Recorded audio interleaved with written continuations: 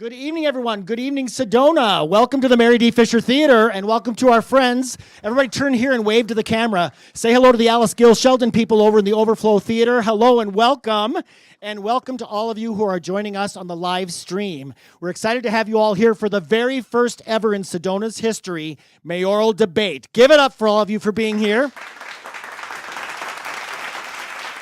I'm Pat Schweiss, the director of the Sedona Film Festival and the director of these amazing theaters, and we are so happy to partner with the Red Rock News and Larson newspapers to present this first ever debate. And also we want to thank the sponsors, which I'll get to in just a little bit. But we also wanted to thank you all for being here. And no, you got a free ticket, right? Did you read the fine print? It's a 2-drink minimum. Hey, if you were in Vegas, you'd do the same thing. I'm a nonprofit. I got to make money. So in about 45 minutes, they're going to take a break, a 15-minute break after the first 4 questions. Take a 15-minute break and come back. The bar is open. I've got an extra bartender to move you all through quickly. And nothing goes better with a debate than wine, because you're going to need to drink, okay? We have designated drivers ready to take you home. No, we're really happy to have you here, and we're super honored to be part of this. These theaters were built for things like this. We want to be your community theater, both here at the Mary Fisher Theater, which turned 10 years old this year, and the Alice Gill, which we just opened 3 months ago. So thank you all for being part of what we do and making this great.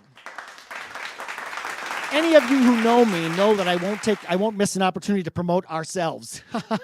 So Kyle said since we're a sponsor, I can promote a few upcoming events we have here. And since I have a captive audience here and over in the Alice Gill Sheldon Theater and all of you joining us from the live stream, there's some special events this week that I want to make you aware of.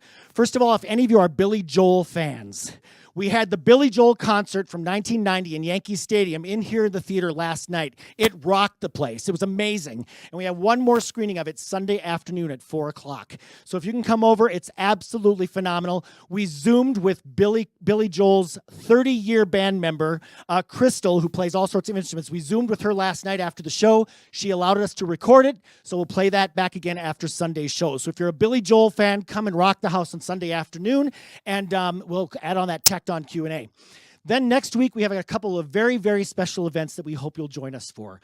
Next week, very sadly, marks the 25th anniversary of the passing of John Denver. Yes, it was 25 years ago that he passed. Unfortunately, life cut way too short, way too soon.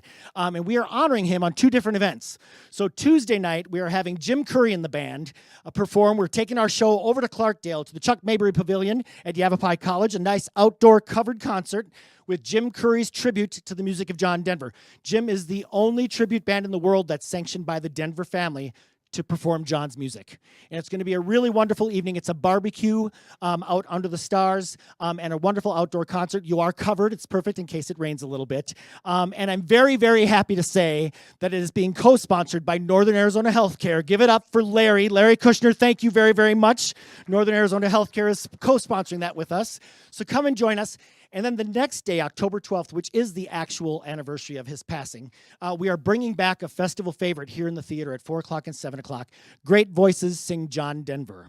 And if any of you saw it the first time it was here, it received the longest, loudest standing ovation in the 18 years I've done the festival when we showed it. And it is 15 of the world's top opera performers doing their take on a John Denver song. It's absolutely the most beautiful film, the most beautiful music you will ever, ever hear. You do not have to be an opera fan to appreciate it. It's absolutely extraordinary. And the finale, when all the voices come together to sing Annie's song, will leave you in tears and makes it worth the admission just for that song. So come and join us for that. We have very, very special guests coming. Ken Shapiro, who directed the film, will be here to do the Q&A. He also does a little show called The Oscars, the Grammys, the Emmys, and he did this film. He's going to come and do a Q&A. The producer, Elisa, is going to be here, and Lee Holdridge is going to be here. He's a very special guest. Lee Holdridge was John's arranger, composer, and conductor all of the years of John Denver's career. So he's going to be here live in the theater. So do come out and join us for those things as well. And I don't know, are any of you a Chicago fan? The band Chicago? Yes.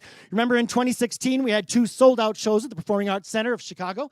They have their next film that we're opening here in the theater next Friday, The Last Band on Stage. This band has been together. They're one of the longest touring bands. 55 years Chicago has been together. And they released a new documentary because when COVID hit, they were the very last band to have a live concert before the world shut down. So we follow them for the 2 years during COVID, that these guys who have performed together for 55 years, what do you do when their livelihood is taken away from them? Well, they record new music by Zoom. And it's a very, very cool thing. We also see the launch of their new concert series now after COVID, and we get to meet the guys and have a really great experience. We have the added bonus of Peter Pardini, the director, is going to be here for the first 4 shows to do a Q&A. And I don't know if any of you know this. Do you know Lee Loughnane, the trumpet player for Chicago, lives in Sedona? So Lee is going to come and do a Q&A at the shows, and they're flying in their drummer, Ray Islas, to do Q&As as well. So we're going to have great, great experiences. You're going to want to come to the Chicago show. And as an added bonus, yes, Monty Hall, it gets better. Chicago donated us a copy of their 55th anniversary program to give to anybody who comes to the movie. This is what they sell at their concerts, a beautiful full-color 55 years of Chicago program. So do come out, because it's only a $12 movie. That would sell for $30. You're going to come out $18 a head, okay? So come and join us for that. And also, I have to give one last shameless plug to the co-host of this, because we are very proudly the home for the Sedona Poetry Slam. And there's 6 or 7 slams every year, and it's hosted by Christopher Fox Graham, the editor of the Red Rock News. Their next slam is October 15th, a week from this Saturday, right here on the stage of the Mary Fisher Theater. And it's really incredible slam poetry, and you're not going to want to miss it. So give it up for Christopher Fox Graham for hosting our poetry slams here. Thank you, Christopher. All right, thank you for indulging me in my shameless plugs, but do come out to all of those things. They're absolutely extraordinary. They did ask me to thank the sponsors for tonight, because it takes a village to get something like this going and cover all the costs and those kind of things. And luckily, we have that right here in Sedona. So we'd like to thank our title sponsor, Exposure's International Gallery of Fine Art. As the flagship gallery for over 100 artists, Exposure's International Gallery invites you to explore an abundance of new creations, view 20,000 square feet of art on display, and discover why Exposures is known as one of the largest and most unique galleries in the world. Celebrating 26 years this year, Exposures is the largest gallery in the Southwest with more than 100 artists, located in the heart of Sedona and featuring spectacular contemporary, traditional, Southwest art by gifted world-class artists. The atmosphere in the gallery is warm and welcoming. If you've been there, you know that. The artwork is meticulously merchandised, and the music is guaranteed to get your feet happy tapping. Give it up for our title sponsor, Exposure's International Gallery. And we have a couple of presenting sponsors that make tonight happen. Crystal Magic. Crystal Magic has been providing new age crystals, gifts, books, and jewelry to locals and tourists for over 25 years, striving to provide a pure, authentic experience that expands beyond the traditional retail gift store. Give it up for Crystal Magic. And Sedona Fine Handcrafted Imports is Sedona's home for Mexican furniture, art, crafts, and accessories. Proudly serving Sedona for more than 24 years. Give it up for Mike and his team at Sedona.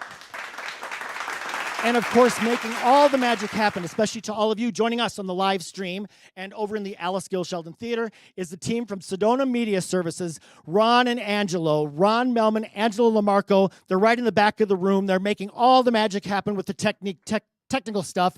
Give it up. They are fantastic. Ron, Angelo, thank you very much. They also happen to be the incredible media team that makes all the magic happen at the Sedona Film Festival. They do our media lounge. They do all of our celebrity interviews, everything. They're a remarkable team. So if you ever need anything done, video or production that way, they're the guys to call. One more round of applause for making us look and sound so good. Thank you, boys. All right, it is with great pleasure now that I introduce the hosts and the moderators of this event. We are very honored, as I said, to partner with Larson Newspapers and the Red Rock News to make this happen. So I'd like to bring up first Christopher Fox Graham. Christopher has been with the Red Rock News for 18 years, and he has been the editor. He'll be celebrating his 10th year as editor in December, making him the longest-running editor ever at the Red Rock News. Give it up, Christopher Fox Graham. I know a bit about this. My in-laws own the paper. So it gives me great pleasure to introduce my nephew, who is the general manager of Larson Newspapers and Red Rock News, who was literally born into the business. Give it up, Kyle Larson. You're in their very capable hands. We'll see you at the break. Enjoy the debate. Thank you, Pat. Appreciate it.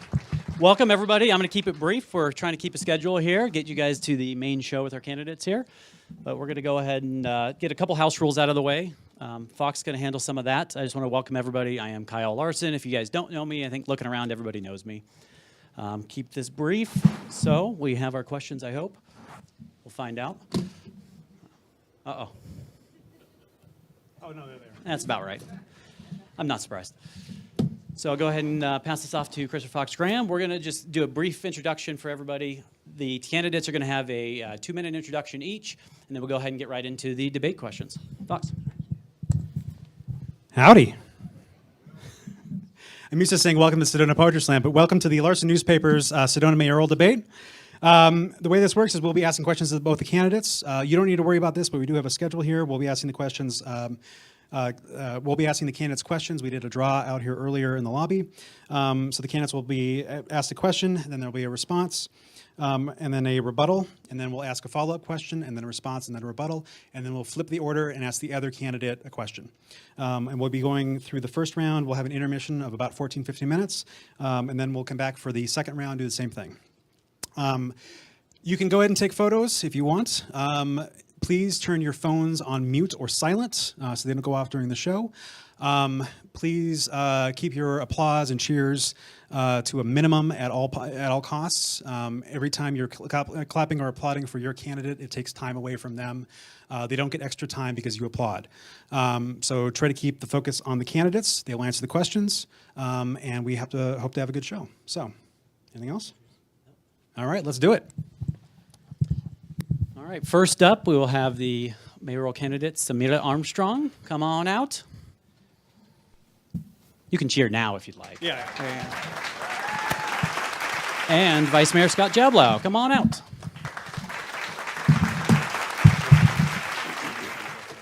Okay. So am I wired for sound? Should be good. Everybody here? Hi, everybody. My name is Samira Armstrong, and I'm running for Sedona Mayor. First, thank you to Sedona Red Rock newspaper, especially to Kyle for having the ingenuity to think about this. This is what happens when you have new blood come in an environment that has been here historically. New vision, new eyes. And I think we can probably relate to other aspects of what we're engaging in this evening. I'd like to also thank you all for listening and being here with an open heart and hopefully open minds. We are in a process of transformation, a crossroads of choice. We are to decide between being pushed into further discomfort of the modus operandus of the traditional old guard bureaucratic machine, which has led us into the fray of disillusion and detachment from our once functioning city. Or, God willing, have the courage to detangle and unchain our shackles to the insanity of voting the same way over and over again and expecting different results. It is time to stand up as a community and demand conscious and conscientious leadership. The time is now to wake up to the collective nature of community, to become willing to open up and be vulnerable in an intimate way with what it means to learn, bend, and grow. Awareness is key in this healing journey. To fully comprehending who we are, we must face the truths and be willing to learn from the mistakes that we've made, knowing when it's time to step aside or step up and lead. Systematic browbeating by patterns of behavior as, quote, a leader. Sorry, keep going.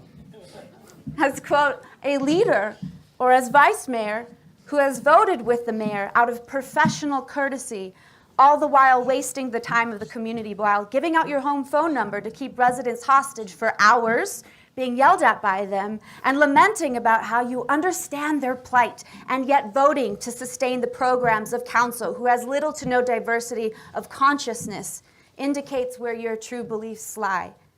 Scott speaks of how I come from California, while neglecting to mention that I grew up here. My formative years in the mid-90s, my family, strong members of our community for 28 years, witnessing and reeling from the repercussions of your so-called experience, 8 years of consistent alignment with the previous mayor. I bring you a new vision based on tried and true values, with the courage to fight for what's best for Sedona, and not give in to the special interests that lie at the other levels of state politics. I won't acquiesce to other people, blaming them for our problems. It is time that we, as a conscious and heart-centered community, get the representation that we truly deserve. Thank you.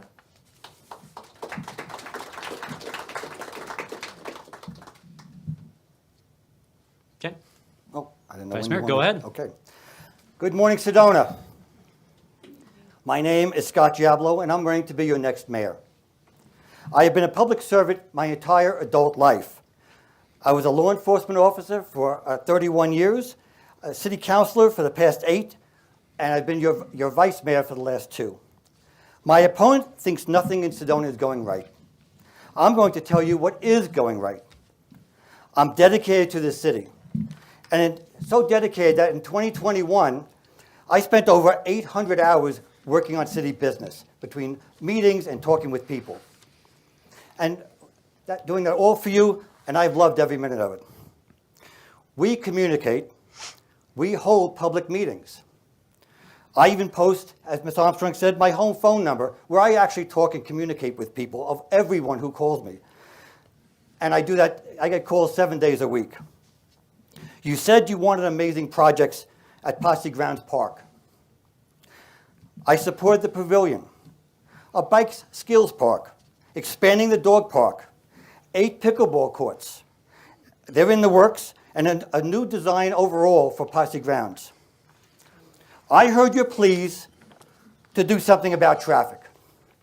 The result is a 10-year plan that promotes biking, walkability, and improves traffic flow. In 2021, we were slammed with traffic. That was caused by the pandemic, when all the other states closed and we were open. Everyone said, do something. Well, I supported doing something. I supported the fast tracking of our trailhead shuttles.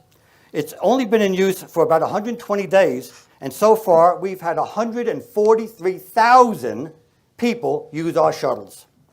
Yes, progress is slow. Sadly, snapping your fingers and wishing things were different doesn't really make it different. It doesn't really work.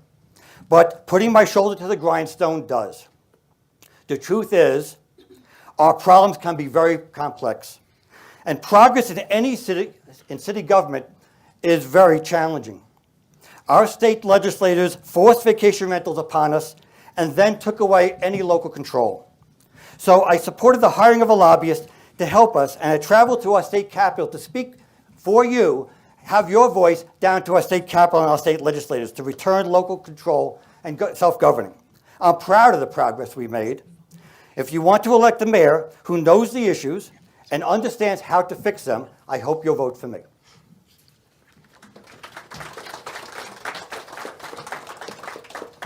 All right, thank you very much, both of you. All right, so we did do a coin toss out front. Some of you saw that. So the first question will go to Vice Mayor Giablo. Christopher will be answer that question. One thing we did not go over, at 15 seconds, we'll be banging the gavel. A gavel? At gavel, that'll be your light tap, kind of 15 seconds remaining in your 2 minutes or 1 minute, whatever it is. And then dinging the bell at the end of the full time, okay? So if you can please keep it on track, stop, as soon as you can after that first little bell Be on dings. time. Be on time, Got please, it. sometimes. All right, Christopher, and then Ready? you'll get 2 minutes to answer, and then you'll get a 1 minute rebuttal for this first question. All right. Vice Mayor Giablo, in August, Sedona voters rejected Mayor Sandy Moriarty for a 5th term. Among Sedona voters in Yavapai County, she placed 3rd out of 4 candidates. In Coconino County, she placed last out of 4. Vice Mayor Giablo, you have voted with Moriarty 84.8% of your time on council. With that record, how can voters trust that you'll be any different from someone that they overwhelmingly rejected? I have the mic. Because, like you said, 84%. When council votes on a topic at a council meeting, it's well vetted. We know the issues. We can talk about the issues. And just because we all agree about it, or some of us agree, doesn't mean it's a bad issue. Doesn't mean you have to vote against something just because the other people vote for it. Most of the projects we do are great projects, and I stand behind the projects. But I haven't voted the same as the current mayor, especially when it came to the lobbyist. I fought really hard to have that lobbyist. I felt it's very important to have a representative down in our state capitol. So I supported that, and there were other topics where I did not vote with the mayor as well. One was, I believe it was Suddenlink wanted to have their rights away I didn't support that, and the mayor did. Okay. Okay. Ms. Armstrong, you have 1 minute to respond. I think it's wonderful that in 8 years you were able to manage to define twice that you voted out of sync with the mayor. Here's something to consider. The lobbyist that he's speaking of is a lobbyist to fight short-term rentals. Had we fought short-term rentals and the Attorney General back in 2016 and contemplated how much we could have lost the shared state tax revenue that we would have had taken from us, that at that time would have been under $4 million, with a budget of $105 million this year, and considering all the terrible effects of the massive unregulated short-term rentals that we have consequently had to live by because of his inaction and waiting 8 years to finally vote out of sync with the mayor and stand up for hiring a lobbyist whose job is to go down. What does that 15 mean? seconds. 15. 15 seconds. Yeah. I think it's time for change. Experience means nothing if there are 0 results. Good.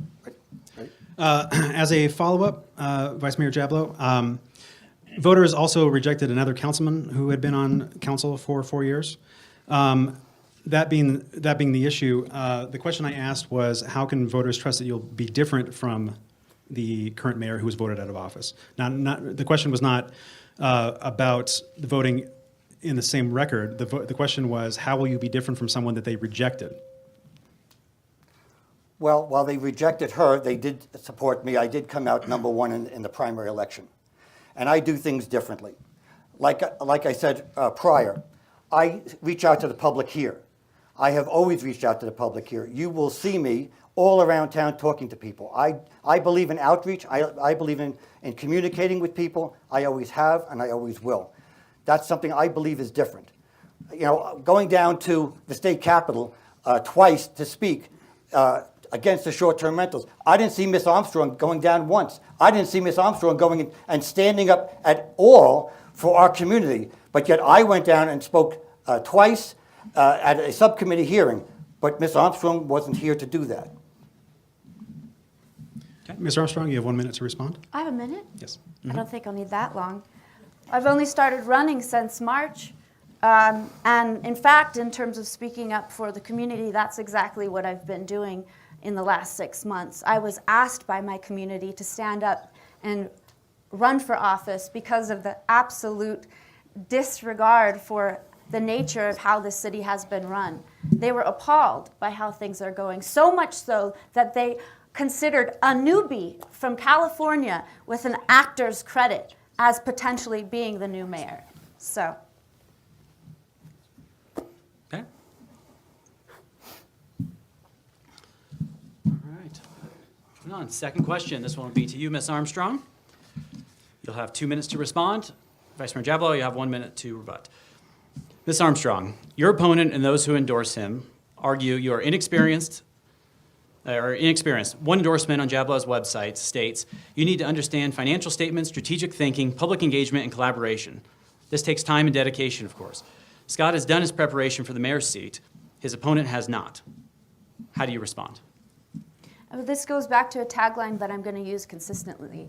Experience means nothing if you don't have any results. And in the last 6 months, I've put in the effort to get educated on the fine details, going to these meetings that are so interesting, and finding out what it is that's going wrong. And what's going wrong are the policies that are being voted in. The dysfunction in our city is by design. It's incongruent with what we need as a community. They're bringing in policies that simply reflect California and the destruction that they find themselves in. And that's why I'm running, because I can see that discrepancy between what's effective and what's not. And I'm also willing to surround myself with people who have been here in town and who are educated on what's going on, also listening to the community and learning like a sponge. So this idea that experience is going to get us across the finish line is simply untrue, inauthentic, and doesn't make any sense, because this individual has been in office for 8 years. In fact, his quote is, "We need change, not in the direction we're getting there, but how fast we get there." So, to the benefit of this community, we're going to have change in this disaster even quicker, which I, frankly, am not looking forward to. All right. Vice Mayor Jablow. To begin with, that's a misquote. I never said how fast we can get there. I said how we get there. That is my quote, and I would hope that you would keep to the facts. The other thing is, you talk about attending meetings. This past week alone, City of Sedona had 3 very important meetings, each of which you were absent for. You weren't there for a very, very important meeting from the State Housing Commission that came down, they're going across the country. You were absent. They brought some very important things to light that Sedona will not be happy with. You weren't there for a topic that you don't like at all, sustainability. We had a 4-hour meeting you were absent for. We also talked about homelessness. You were absent for. So while you attend all your meetings, that's wonderful. At City Council chambers, you were absent for 3 meetings that were very critical to our city. Okay. Follow-up question to you, Ms. Armstrong, and we'll have 1 minute to answer. And you'll have a 1-minute rebuttal. So to kind of follow up what your opponent said earlier on in his opening statements is that you're full of complaints. Everybody you're around, you're full of complaints, no solutions. You're asking for change, but maybe he says there haven't been any solutions to bring about change. What do you say to that? First of all, fortunately for myself and all of you as a community, any of those meetings can be found online and watched yourself. You don't actually have to be there in person. But I didn't get your invitation, although I did see them. To follow up with your statement in terms of new ideas and solutions, well, the first thing is, and it's so simple, you stop voting the way that the council has that has led us in this direction. You vote with the idea of a model that doesn't reflect bigger government and more regulation and more policies that stronghold our city from being able to thrive. And so that's what I represent, completely the antithesis of our entire council. Okay, Vice Mayor Jablow? There seems to be a misunderstanding here about voting against things just because a few people don't like them. When we vote on a project, we well vet it. And most often, I agree with it. That's why we do it, okay? If 5 people don't like a project and 150 people do like a project, just because nobody agrees with the people with the 5 issues doesn't mean that they won't listen to. But their project isn't voted or supported. I stand by my voting record 100%. Okay. Next question, Christopher. Next question for Vice Mayor Jablow. Patrick Mannion, Richard Rosa, Sarah Knapp, Sean McKinney, Hadidu Furshi, Blake Beverly, and William Traffigan. They are Sedona residents. They are also homeless. They've been in Sedona for months, some for years. Sedona has no shelter, and council provides insufficient support to nonprofits serving the homeless. How will you offer support to these people that we all see every day and address chronic homelessness in Sedona? You have 2 minutes. We looked at that last week. And again, Ms. Armstrong wasn't at that meeting. But we looked at that, and we're going to continue to look at that. There's a lot of federal guidelines from the federal courts, from the Ninth Circuit Court that has rendered their rulings. We have to conform with that. We're going to look at that. There is something that we have to look at, without a doubt. I'm not pushing it aside at all. So looking at homelessness is a project that we're going to be looking at moving forward. As I said, we just looked at last Tuesday. Okay. 1 minute. No, I'm having confusion over various forms of word salads, but I guess if you're to reflect that question specifically to me, the housing crisis, we have workforce that lives out in 525. And this is beyond just a minor symptom of the world at the moment, and we need to thoroughly consider what it is that an infrastructure in Sedona would look like. Would it bring more to our city? Would it properly take care of the individuals that want to work here? Or would we be a hot center for more homelessness? We need to work with the neighboring cities as well. Even though we're at the whim of the Ninth Circuit Court, we have to consider creative means of assessing and also advocating for people who are mentally ill or in need.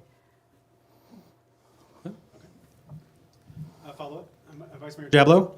Oh, there we go. Real quick, also, can you, in the audience, can you please turn off your cell phones, including your alarms, just so they don't go off during the debate? Thank you. As a follow-up, Vice Mayor Diablo, along with homelessness, Sedona's working poor, needy families, and retirees on fixed incomes are increasing demand at food banks and food distribution centers. How will you use your office to alleviate this pressure? The homelessness of the food bank? I'm just not understanding the question. I said, along with homelessness, Sedona working families along with the homeless, Sedona's working poor, needy families, and retirees on fixed incomes are increasing demand at food banks and food distribution centers. How will you use your office to alleviate this pressure?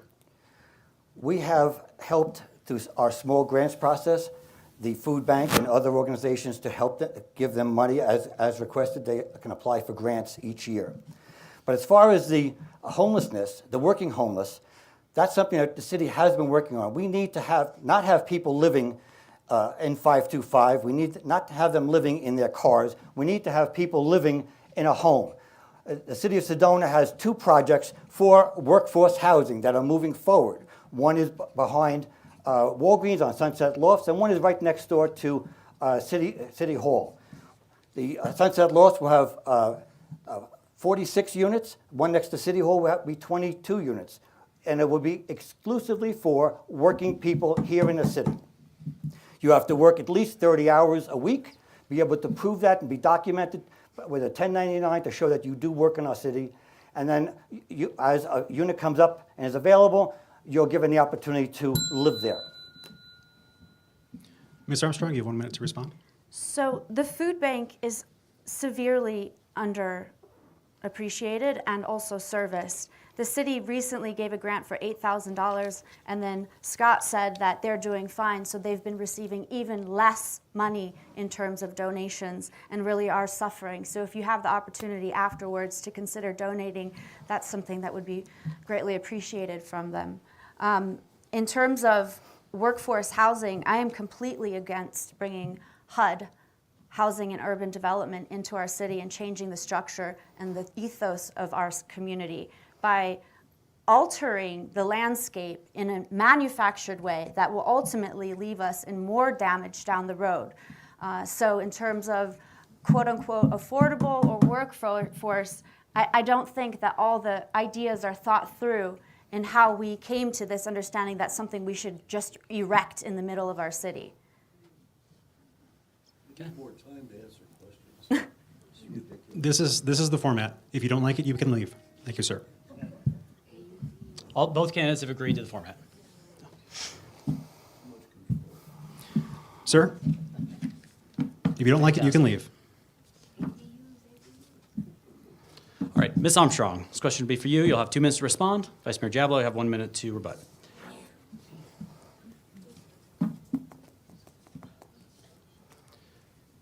The Sedona City Council recently unanimously passed a $105 million budget, equal to about $11,000 per resident.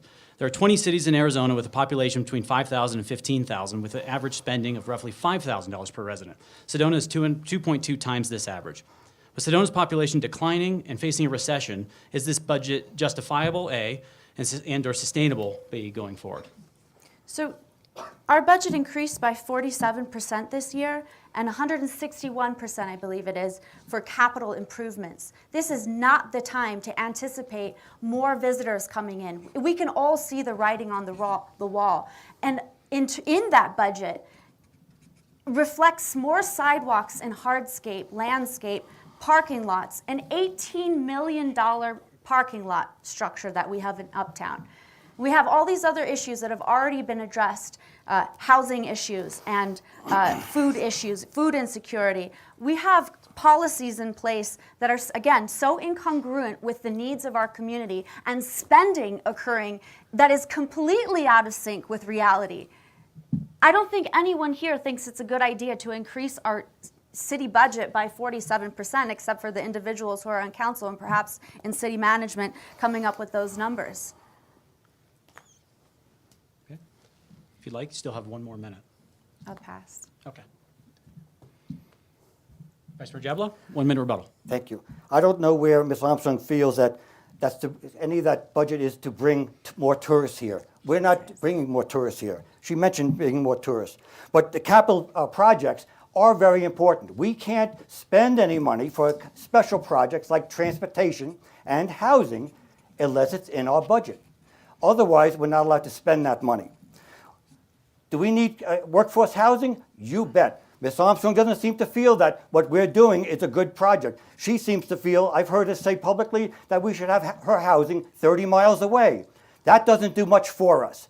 I think we want to see our workers here where their families will be going, their children will be going to our schools, where our workers will be shopping in our stores. I believe that if we want to have a transportation system, which is doing fantastic, by the way, the first phase, it costs money. It has to be recorded in the budget. And that's why the budget is higher this year, so we can have these extra projects.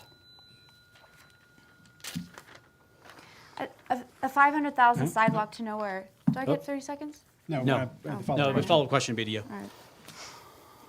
Following up on a couple things that just came up, I'll change my question a little bit here, but this will be a two-part question. On your follow-up, you'll have 1 minute and then 1 minute to rebut. Sedona now has 17 city employees who earn more than $100,000 a year. That's up from 14 employees last year. We're possibly facing a recession. We might already be in one. Tax revenues could be falling. First question part is, which staffers and departments would you cut first as mayor in your budget? The second part would be, the budget last year was $58 million. That still puts Sedona roughly 24% higher than the average. Is that more acceptable to you, both of you guys? Go ahead. So I really like Alicia, but I think the sustainability coordinator should probably be the first to go. That is something that feels highly unnecessary. Buying more electric vehicles to solve the problem of climate change in Sedona doesn't make a lot of sense.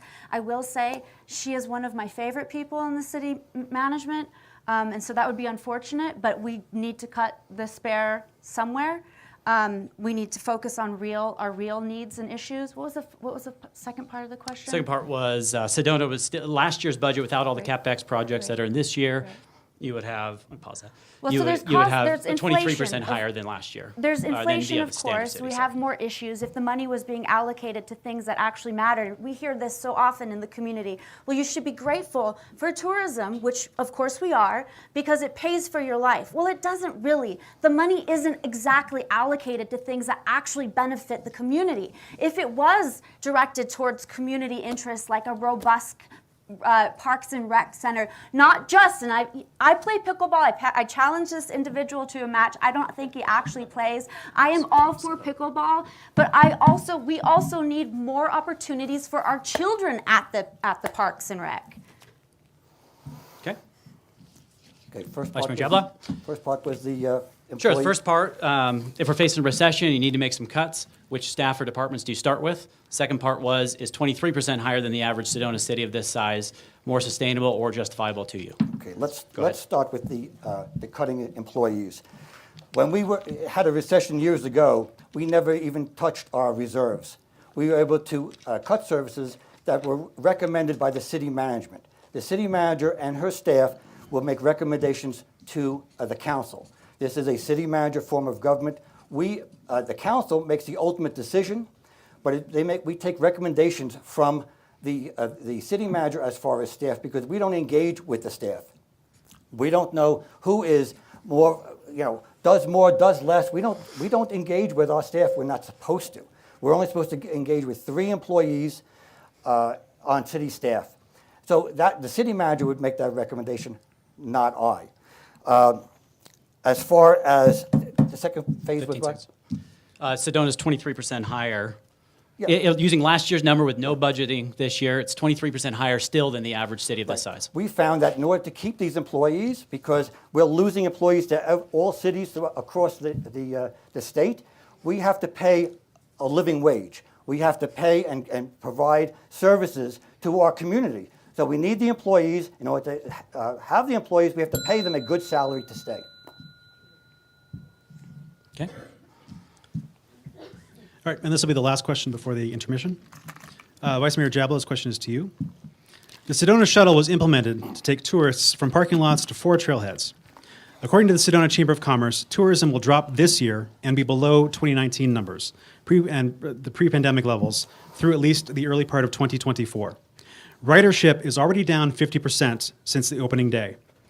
When tourism begins to fall next year and into 2024, will you kill the shuttle outright or convert it into a city circulator to transport residents and workers rather than just tourists? You have 2 minutes. I don't agree with those numbers. The numbers are correct, sir. Okay, that's fine. I don't know that the tourism is really going to drop. Okay, I feel that the ridership, while we have tourism, we still have 2 state highways where people come and drive into our city unchecked. We can't stop them from coming into our city. We have people coming from Phoenix every day. Phoenix is the fastest growing city in the country. That has nothing to do with tourism. They're just coming to Sedona. So there was a report at a recent meeting over at Enchantment by the state. Those records were the state records, not so much from the city. I don't know. I wasn't at the meeting, so I don't know for sure how accurate those figures are. I'll take your word that they are accurate, but we still have people coming here. And if we don't stay ahead of the curve, we're going to have a problem. Ms. Armstrong, you have 1 minute to respond. So the bus system is a joke. Who's using the bus? How much is it costing us? How much is it going to continue to cost us? You can drive by those things and see them completely empty. They put them on the street to get cars off the street, yet they put the parking structure in the center of town where both the buses need to come in and out and the visitors come in and out. It perhaps is alleviating some issues on Back of Beyond, but the rest of the city is now littered with expensive brand new buses that are empty. Visitors don't come on vacation on a schedule. It didn't work 15 years ago when we tried it, and it's not working now. Not to mention the fact that it's not scalable. We had individuals who operate Jeep tour companies who went to the city and said, hey, we can do this as a private industry that already exists. We've got land, 5 acres out on Dry Creek. We can house these individuals, park their cars there, and move them from one place to another. The city said, you are not able to do that. You're not capable of being a robust enough transit system. So get ready, because if you vote this individual in, welcome to Sedona, you're now San Francisco. The follow-up question is to Vice Mayor Jablow. Just to clarify, the numbers came directly from Robert Weber, the City of Sedona's transit manager. Okay. That being said, the follow-up question is this.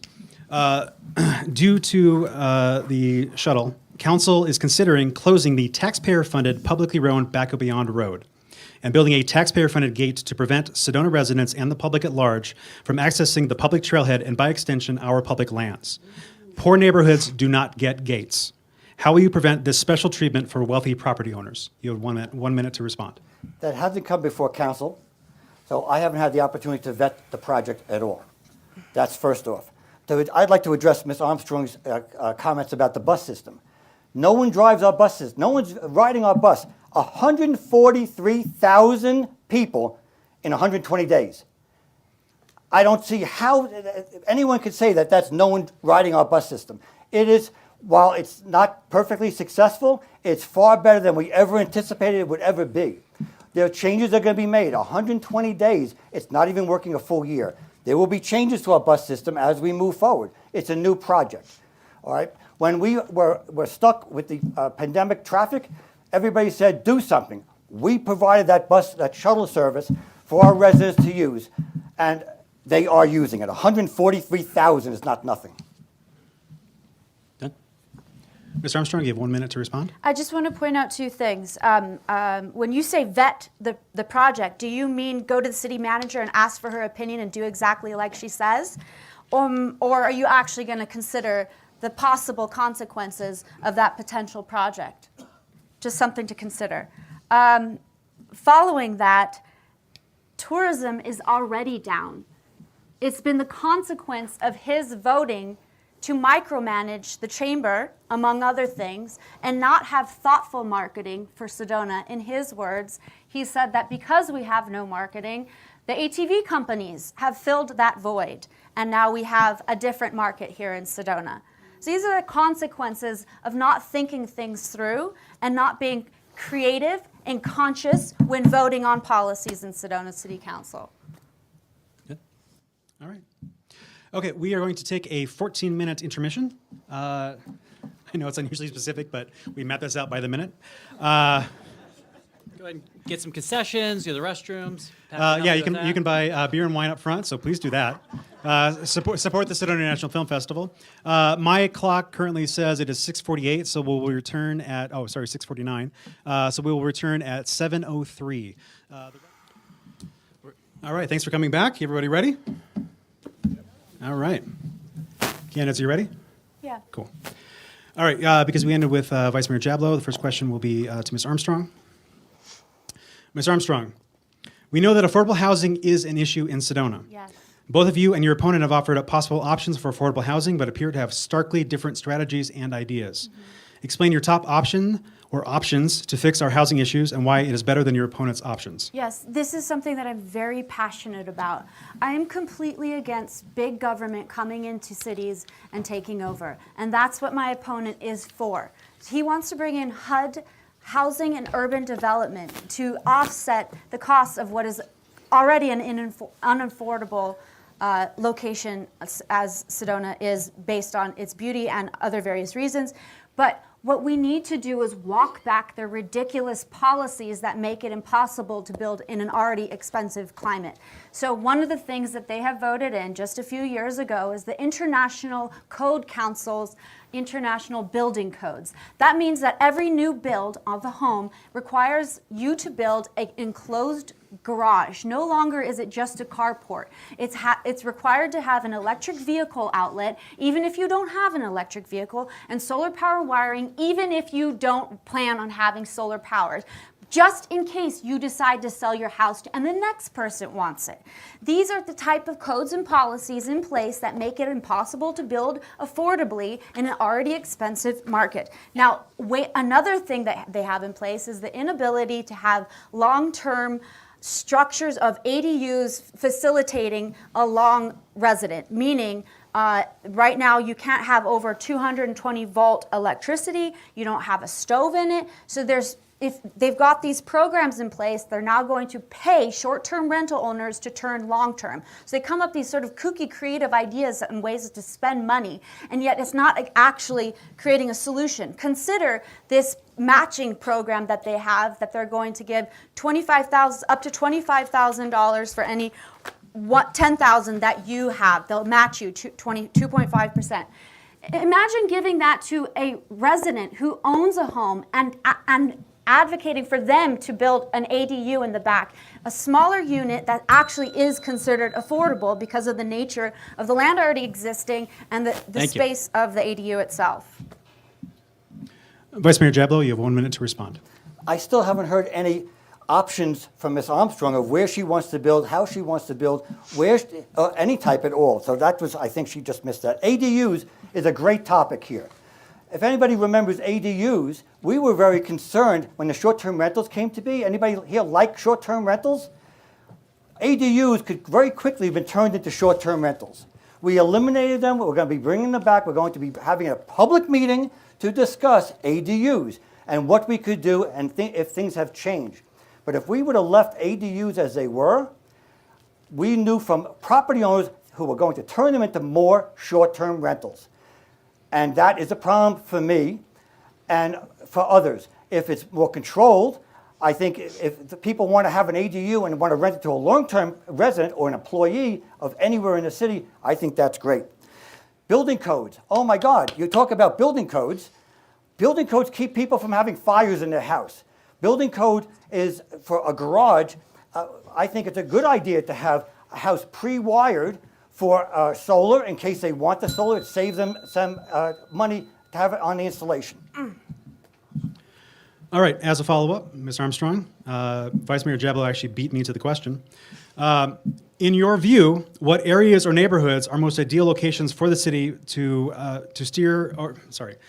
in your view, what areas or neighborhoods are the most ideal locations for the city to work to steer developers towards or to build housing itself? Sorry. Don't think it's easy. No, I have a typo in my question. I should have paper? copy edited this before I printed it. In your view, what areas or neighborhoods are the most ideal locations for the city to build workforce housing or affordable housing, or to steer developers towards to build workforce or affordable housing? Well, out on the outskirts of town, certainly not central. We have limited space here, and it's important that we keep open space. He's mentioned that I believe that it should be within 30-mile range. Absolutely. Not everyone gets to live in town just because they work in town, but if we can find the little elements of the community that can house workforce housing, which I am totally for, then let's do it. Let's do it in these pocket properties that exist in Sedona while also maintaining a level of nature within our community, again, so we don't become urbanized, which is what's going to happen when you have a 4-story apartment complex for quote-unquote workforce housing in the Ups Shelby, simply because it's not blocking a red mountain, it's blocking a green mountain, and that's okay. All right, Vice Mayor Jablow.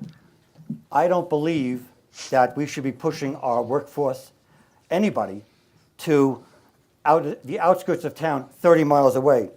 Our schools are suffering. We all know our schools are hurting. I want to see our employees bring their children here and have their children go to our schools. I want to see our employees shop in all of our local shops. Sending them to the outskirts of town, where are they going to shop? Cottonwood, Clarkdale, Camp Verde. They're not going to be shopping here in our city. That's, to me, doesn't make a better community. We will never, I don't think it would be easy to have all of our needs, our housing needs. We need 1,500 workforce housing. That is a challenge, okay? We did a study just a few short years ago. We need 1,500 workforce housing units. We are already working on 2. What I propose to do is continue doing public-private partnerships. When a developer comes and says, I have land, I want to develop that for workforce housing. To me, that's in town. Thank you. Vice Mayor Jablow, this question would be for you. A chamber of commerce is defined as an association that promotes and protects the interests of the business community and workers in a particular place.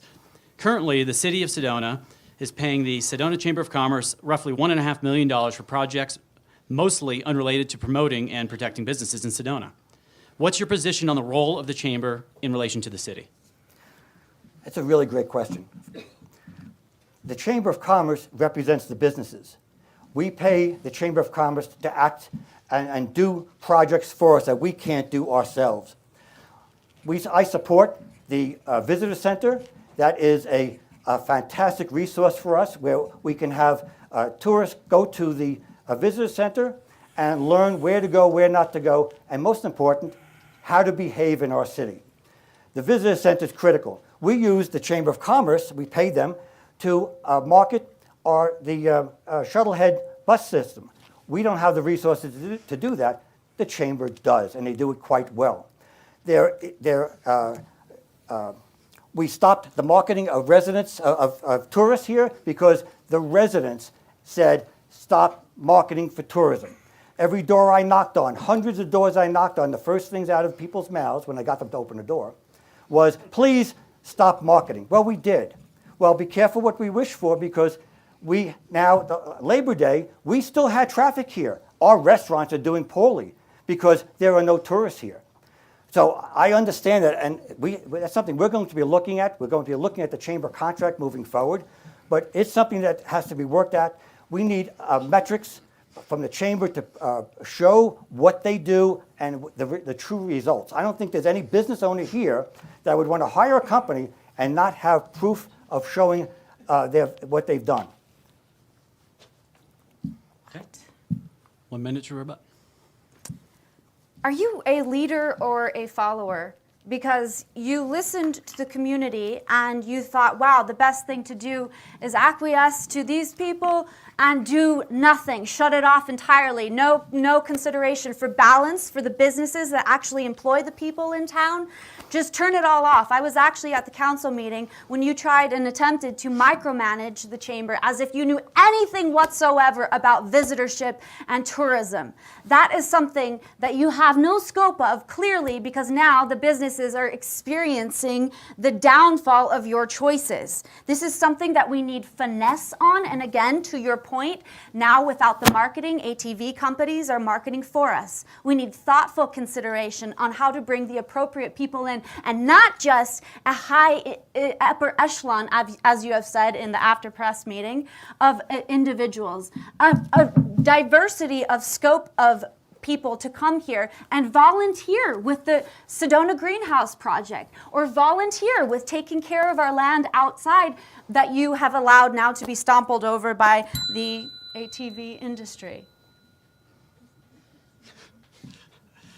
Okay. Follow-up question, Vice Mayor Jablow. It's kind of a two-part. The first, it just came up. The city staff's ever growing. Why can't you do these things the chamber can do with a $105 million budget? That's the first question. The second part is, facing a recession, third straight month now with the sales tax dropping, drop in tourist visits overall, will you commit to restoring destination marketing funding, along with asking the chamber to do what they do best, protecting and building local business? Okay, in 2 minutes, 1 minute? 1 minute. What? Oh, yeah, sure. Just because our staff has increased doesn't mean that they are marketers. Okay, we have sustainability people, we have housing people, we have economic development people. They're not marketers. The chamber is good at marketing. So no, I would not commit to using my staff, and besides which, I don't commit staff to anything. We work with the city managers. A city manager form of government. Obviously, Ms. Armstrong understands that when she says, oh, did you talk to the city manager and get permission to do something, or whatever, however you phrase it? The city manager form of government works together. Okay, we don't make all these decisions on our own. As far as committing to the marketing, we're going to be having a meeting in the next couple of weeks with the chamber, and they're going to come back to us, and we're going to discuss marketing. Okay. You won't commit tonight, to being for that? I don't know what I would commit to. No. Okay. Ms. Armstrong? So right now, the Chamber of Commerce is managing tourism in town, not marketing. So the amount of money that they have allocated to them, $1.5 million, to tend to these trail transit system, these are all things that they should be money being used to what they're actually good at, not managing or micromanaging the nuances of Sedona's tourist industry. Let them advocate for the businesses. Don't put them to task on baloney projects that you can't figure out with your mass amount of city management how to regulate or take care of. Okay. All right, next question is for Ms. Armstrong. The Sedona in Motion Master Plan included neighborhood vehicular connectors, listing, quote, 7 new neighborhood vehicular connectors meant to accommodate local residents keeping short trips off 89A, unquote. The project was overwhelmingly supported by residents, so much so, in fact, that it was the very first of all 14 traffic solutions. However, a handful of homeowners scared council from building the first connector between Saddle Rock and Sunset Drive. The connectors are still planned, still on the city website, according to the Sedona in Motion Master Plan. When will you start construction? You have 2 minutes. The connectors meaning the roads, the roads? There were 7 short neighborhood connectors, Right. mainly on the south side of Yes. 89A. Okay, so fortunately, that project was brought to the attention of the community well before this disaster has been allowed to take place and expand over time. So perhaps the community would reconsider that development of the connector roads. But it is touchy. Nobody exactly wants a road in their backyard. Is it possible that we can think of more creative ways than putting more through streets? Could it be just for residents, not tourists finding the way through the neighborhoods, perhaps? In terms of saying go on a project, I'm not ready to commit to that because I'm not going to say go on any sort of infrastructure development in a downturn market right now when we're going to be seeing less tourists anyways, as well as the cost of supply, the lack of workforce. I mean, getting ourselves entangled in some sort of development right now is not what we should be doing. We need to think of creative, thoughtful ways that don't require spending more money and digging up our sacred land to potentially, perhaps, create a solution that we can't even necessarily bank on. Thank you.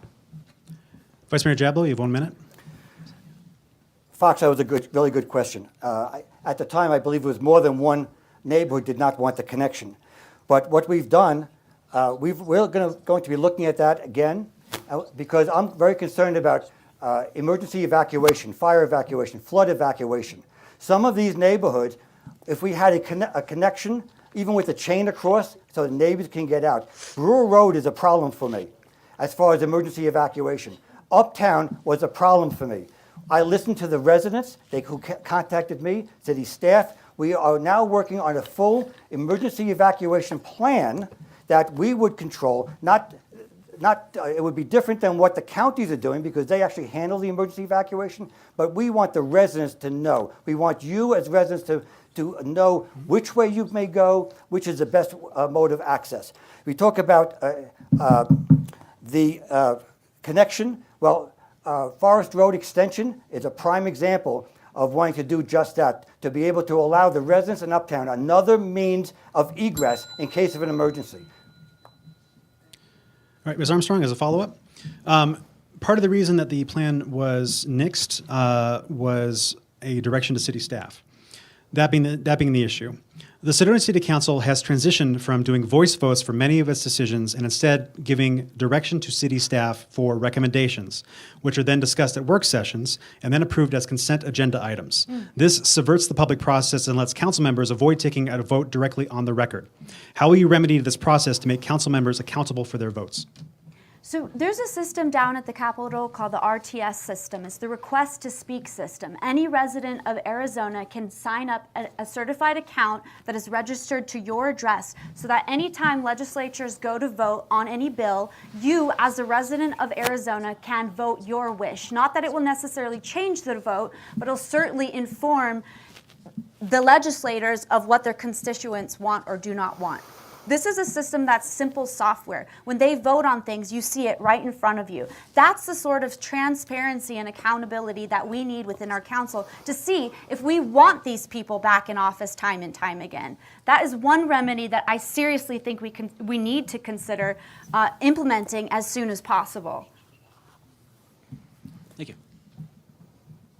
Vice Mayor, 1 minute. I think that the system that Ms. Armstrong just said is very interesting and it's a good idea to look at. I'd like to know how many times she's used it because I've used it dozens and dozens of times to represent our residents when I speak to our state legislatures.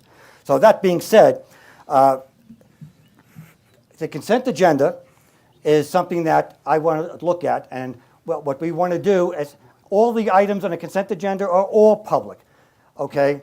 You can read our agendas and see what's coming to be voted on, and people contact me, again, by phone at home or email. We know what's going on. Our residents are very, very vocal to me and all of us. So I am fine with the consent agenda, but I want to make changes and only have for construction projects that have been vetted, other projects, contracts that have been vetted, and ultimately they just have to be voted on.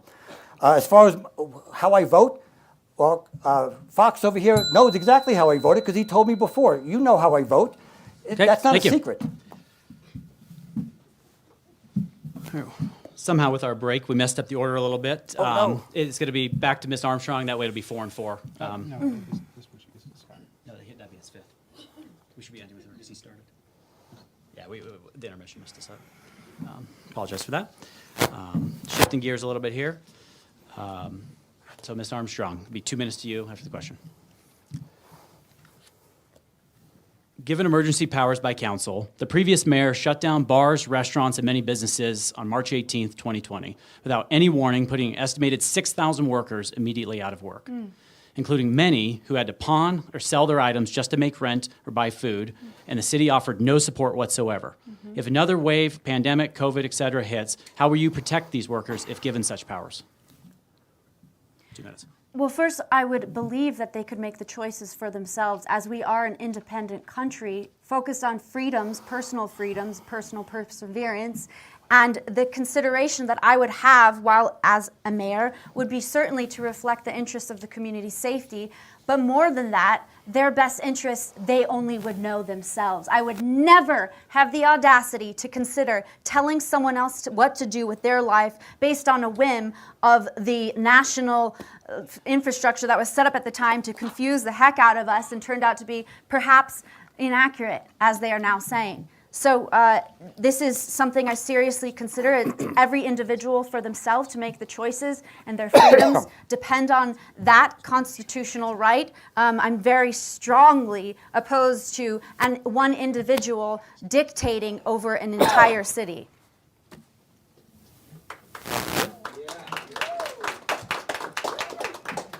Vice Mayor Diablo, 1 minute. Well, I think it's very interesting that Ms. Armstrong and I agree on something. And I agree as well. When the mayor shut down the city, I did not agree with it. I believe that shops should be able to make that decision for their own. And, but the decision was made, and actually, City Council was not even given any input on that decision at all. That was something that the mayor was able to do on her own. She made what best decision she thought needed to be made at that time, and I'm not going to second guess her, except to say that I would not have made the same choice. That's it? Okay, follow-up question, Ms. Armstrong. You have 1 minute to answer. Following up on that, Arizona Governor Doug Ducey issued Executive Order 2020-40, which delegated powers to, quote, city, county, or town, end quote, to impose a mask mandate. The power was granted not to mayors, yet Sedona's mayor illegally imposed the mandate unilaterally without a public vote by council. Vice Mayor Diablo did not call for a public vote nor a review of the action. Can you speak on this issue? Well, Vice Mayor Diablo does most of his things out of professional courtesy. He's been in office for 8 years and is now planning on looking at things. What were you doing for the last 8 years? How is it possible that for 8 years, it's not up until this point, right while you're running for mayor, that you're finally going to get to the resolution of all these issues, be it an evacuation program or housing or transit? You've been there the entire time. You can stand up and speak. There are other council members who do it. I think it's appalling that one individual would require something that is not scientifically based and leave it up to her to decide on her education what's right for you. It should be choice. This is America. Why are we even having this conversation? It's insane. 15 seconds. Vice Mayor Diablo, you have 1 minute to respond. It should be choice. And at the time, we had businesses, especially businesses at Uptown, calling me constantly, calling the city staff, calling the mayor. They wanted to be able to wear masks. They wanted their employees to be protected because they felt, and in their opinion, the masks worked. Okay? So they said if the city empowers them with an ordinance, that they would then be able to put up a sign in front of their window on the front door and say, masks required. And then people decided to either go in and shop there or not shop there. But it's their choice. I would go with dozens of shops in Uptown alone. Other shops, they didn't want that, and that's fine. We didn't have the mask police going around, writing a single citation. Not one time did we get a call for the police to go and give a summons to anybody wearing a mask or not wearing a mask. It really came down to just personal choice, and that's what I think we all agree on. Okay. Thank you. We've got, we'll have closing statements now. That's all of the questions. It'll be closing statements. Vice Mayor Diablo, you'll be going first. 2 minutes for your closing statement. Give me 1 second to get it out here. You're not going to just spitball it here? You're just going to wing it? Well, you We're we're doing it on the freestyling. fly. Look at these. Yeah, we're It's freestyling. confusing. I Like know, you should see right? the notes we've been writing. I get it. Well, folks, I'm a public servant, and I have been a public servant my entire life. I do have a track record of results. My opponent says we need change, and I agree. But my question is, what does her change look like? She didn't really say any changes. My opponent has offered no real ideas of what she would change, and more important, how. My change looks like this. I have been defending our city against short-term rentals and the loss of local control. Does that need to be changed? You tell me. I have been working on very complicated issues of OHVs and the impact that they have on our city. Does that need to be changed? I hope not.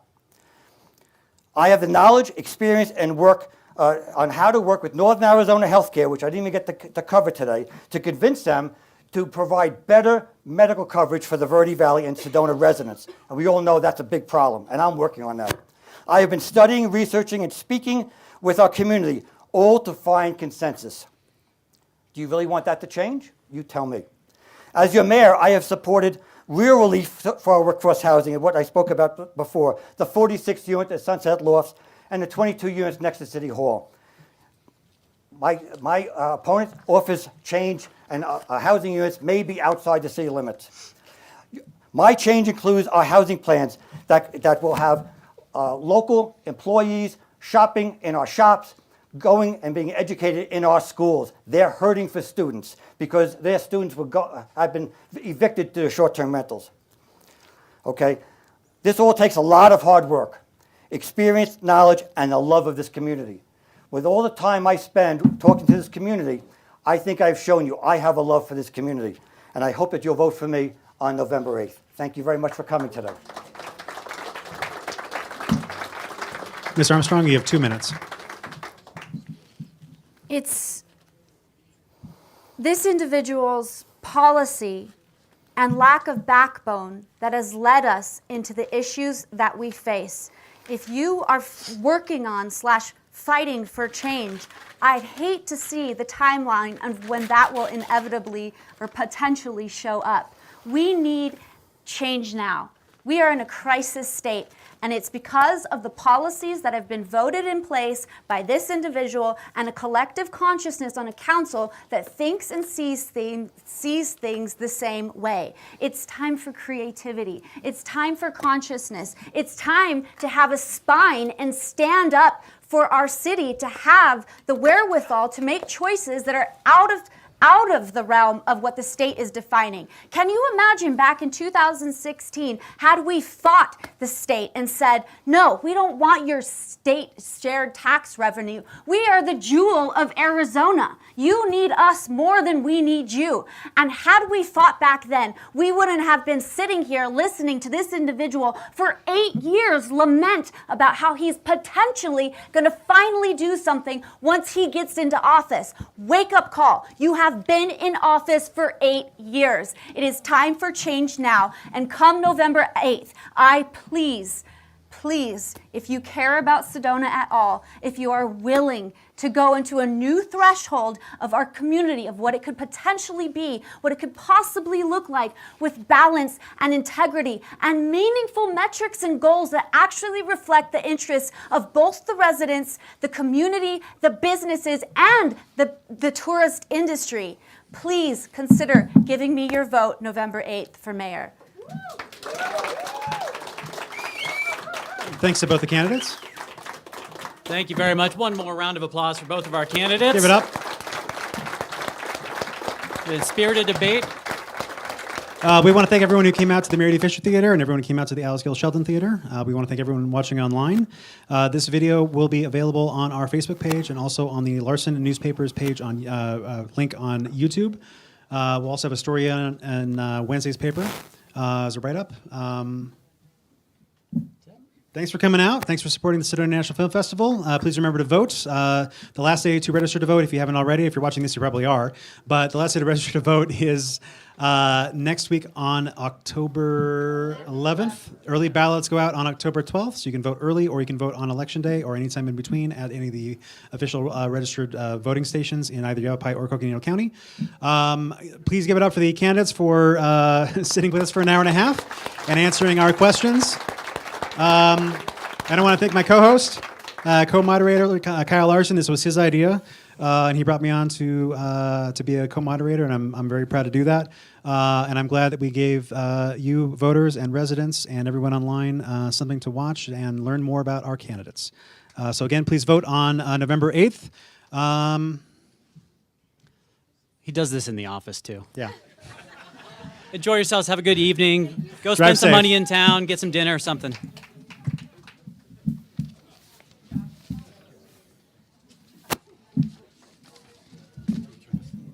I don't know, actually. This one's here.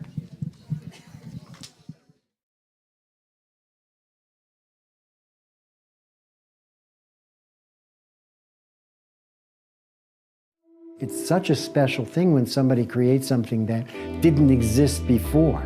It's an item that has no peer level. And it's important because it's real art. It's real fine art. I know what I was thinking when I made the piece of art, but I want you to have your own story, your own reaction to it when you see it. I want this to be your story, not mine. I really feel that art needs to make a statement, and that's what I really want my pieces to do. I want it to invoke an emotion, because I want my work that you see in the gallery to touch you in that way, and then when you put it in your home to have that same effect. Of all the galleries that I've ever walked through the doors of, Exposure's gallery has a special place in my heart. Walking in and looking around at all these beautiful pieces of art, all these great artists, it's really just starting to sink in, I guess, that I'm here too. It's a real honor, tremendous honor. Be sure to visit Exposure's gallery for an unparalleled art experience.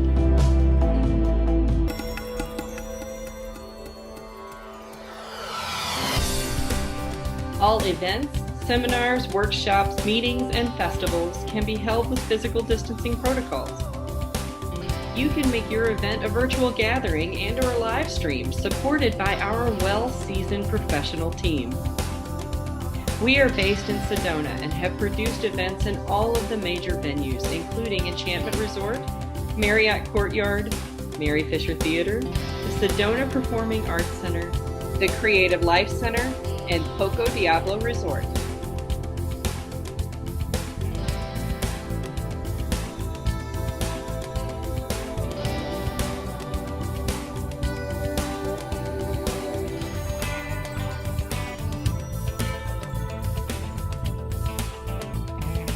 Sedona Media Services. The experts are at your service.